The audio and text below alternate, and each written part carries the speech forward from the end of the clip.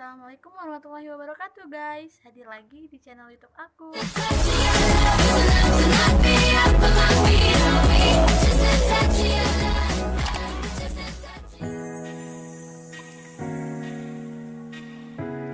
Baiklah, dalam pembahasan kali ini aku akan membahas tentang kestabilan obat, di mana menyangkut tentang faktor pengaruh kestabilan obat, waktu kestabilan obat, dan lain-lain. Sebelum kalian melihat pembahasannya, jangan lupa kalian like, comment, dan subscribe video ini. Terima kasih. Selamat menonton. Baiklah, di sini saya akan menjelaskan materi stabilitas obat. Mungkin bagi mahasiswa farmasi, mereka tidak asing lagi mendengar kata stabilitas obat. Dan semoga kalian yang melihat video ini dapat dimengerti secara mudah. Stabilitas obat yaitu kapasitas produk obat yang tidak mengalami perubahan dengan suatu persyaratan yang ditentukan dalam rangka menjadi identitas, potensi, kualitas, dan kualitas obat tersebut. Stabilitas obat juga mempunyai faktor penyebab, yaitu faktor yang menyebabkan ketidakstabilan suatu obat adalah adanya penurunan kadar zat-zat berkhasiat, kehilangan bahan pembawang, kehilangan keseragaman kandungan, berkurangnya bioavailabilitas, kehilangan bentuk fisik semula, dan terbentuknya zat-zat toksik. Stabilitas obat juga memiliki parameter, yaitu stabilitas kimia, stabilitas fisika, stabilitas mikrobiologis, stabilitas terapeutis, dan stabilitas toksikologis. Di mana stabilitas kimia mengacu pada kestabilan, dilihat dari sifat kimianya, di mana tidak terjadi penguraian zat aktif secara kimia. Stabilitas fisik berupa sifat fisik seperti kelarutan, bentuk, homogenitas, dan lainnya, tidak berubah seperti semula. Stabilitas mikrobiologi bahwa tidak ditemukan adanya mikroba atau bahan pengawet yang mengganggu atau jumlahnya masih dalam batas yang diperbolehkan. Stabilitas terapeutis bahwa zat aktif masih berkhasiat memberikan efek terapi. Stabilitas toksikologis tidak menunjukkan peningkatan toksisitas dan colok. Reaksi penguraian pada sediaan farmasi dipengaruhi oleh reaksi kimia secara alami dan terjadi pada laju reaksi tertentu, di mana tergantung pada kondisi kontraksi reaktan, temperatur, pH, radiasi, dan katalis. Reaksi yang sering terjadi adalah reaksi hidrolisis, yaitu reaksi penguraian garam oleh air yang dipercepat oleh adanya katalisator asam atau basa. Reaksi redoks yaitu terjadinya perpindahan elektron, dan reaksi renisasi di mana senyawa aktif dibentuk menjadi racemate karena gugus fungsional yang terikat pada atom C-asimetris. Kriteria stabilitas obat yaitu suatu obat yang sediaan farmasi adalah apabila sediaan tersebut masih berada dalam batas yang dapat diterima selama periode waktu yang ditentukan, yaitu sediaan tersebut masih menunjukkan sifat-sifat yang sama atau konstan sesuai dengan hasil uji yang dilakukan waktu proses produksi, baik pada saat digunakan oleh pengguna maupun selama periode penyimpanan dengan batasan tertentu. Upaya kestabilan obat pada sediaan cair. Untuk memberikan upaya kestabilan obat pada sediaan cair, dalam hal ini adalah suspensi maju pada persamaan. Jika dilihat pada persamaan tersebut, kecepatan pengangkatan partikel berbanding lurus dengan diameter partikel. Artinya, upaya untuk membuat kestabilan adalah dengan membuat kecepatan pengangkatan mendekati nol atau sekecil mungkin dengan cara memperkecil ukuran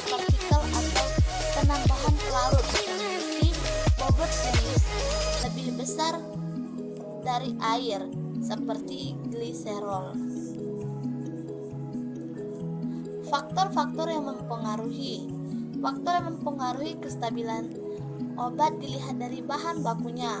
Perlu diperhatikan kelarutan, penentuan pH, kinetika, higroskopisitas, kompatibilitas, percampuran bahan aktif. Kelarutan diperhatikan bila jumlah bahan bakunya banyak dan murah. Temperatur yang tinggi pada titik tertentu dapat meningkatkan kelarutan bahan baku. Penentuan pK untuk mengetahui sifat bahan baku yang mudah terion dan tidak terion, asam atau basa. Kinetika perlu diperhatikan jika bahan baku sedikit agar diketahui ada tidaknya perubahan konsentrasi zat aktif sebagai bahan baku utama. Higroskopisitas, faktor yang berpotensi dalam pengambilan lembab atau moisture uptake. Dalam hal semakin larut dan semakin kecil tekanan uap air. Pula sebagai faktor kinetik dalam hal mengatasi rendahnya kelarutan zat. Kompatibilitas diperhatikan untuk kontak fisik seperti terjadinya kelembapan atau kompatibilitas kimia dengan bahan eksipien dalam pemberian kestabilan. Percampuran bahan aktif dengan bahan baku yang akan mengakibatkan terjadinya perubahan titik lelehnya. Percampuran ini akan menemui titik leleh optimum jika terjadi pada titik yang stabil atau titik euteking. Kadar zat dianggap konstan apabila zat yang ditentukan dengan metode analisa yang spesifik tidak kurang dari 90% dari apa yang disebutkan dalam label yang disebut sebagai shelf life atau T0,9. Waktu kestabilan obat. Waktu patuh atau T1 adalah waktu yang dibutuhkan obat jika tersisa separuh dari jumlah awalnya. Waktu kadaluarsa adalah waktu di mana suatu obat sudah tidak memberikan lagi efek terapi atau bahkan justru memberikan efek toksik atau batas waktu produsen menjamin kestabilan suatu obat.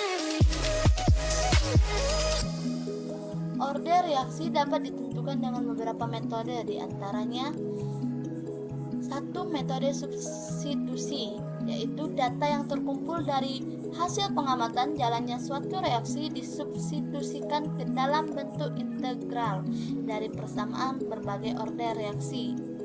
2. Metode grafik plot. Data dalam bentuk grafik dapat digunakan untuk mengetahui order reaksi tersebut jika konsentrasi di plot terhadap T dan didapat garis lurus, reaksi adalah order 0. 3. Metode paruh waktu. Dalam reaksi 0, waktu paruh sebanding dengan konsentrasi awal atau A. Ada beberapa pendekatan untuk kestabilan dari preparat farmasi yang mengandung obat-obat yang cenderung mengurai dengan hidrolisis. Barangkali paling nyata adalah reduksi atau eliminasi air dari sistem farmasi. Bahkan bentuk-bentuk sediaan padat yang mengandung obat-obat labil air harus dilindungi dari kelembapan atmosfer. Ini dapat dibantu dengan menggunakan suatu penyarut pelindung, tahan air, menyelimuti tablet atau dengan menutup dan menjaga obat dalam wadah tertutup kuat. Menurut Martin 1983. Ketidakstabilan yang terpenting adalah secara fisika, yaitu perubahan struktur kristal. Banyak bahan obat menunjukkan sifat polimorf, artinya mereka berkemampuan untuk muncul dalam modifikasi yang berlebihan. B. Perubahan keadaan distribusi. Melalui efektivitas gravitasi pada cairan sistem berfase banyak kemungkinan terjadi munculnya pemisahan yang mula-mula terasakan hanya sebagai pergeseran tingkat viskositas yang dapat dilihat secara mikroskopis. Tetapi dalam stadium yang lebih maju dapat juga dilihat secara makrokosmis sebagai sedimentasi atau pengampungan. C. Perubahan konsistensi dan agregat. Sediaan obat semi padat seperti salep dan pasta selama penyimpanan sekali mengeras, kemudian yang dalam kasus itu mengarahnya pada suatu kerugian daya penyerapannya. D. Perubahan perbandingan kelarutan. Pada sistem dispersi molekuler misalnya, kelarutan bahan obat dapat menyebabkan terlampaunya produk kelarutan.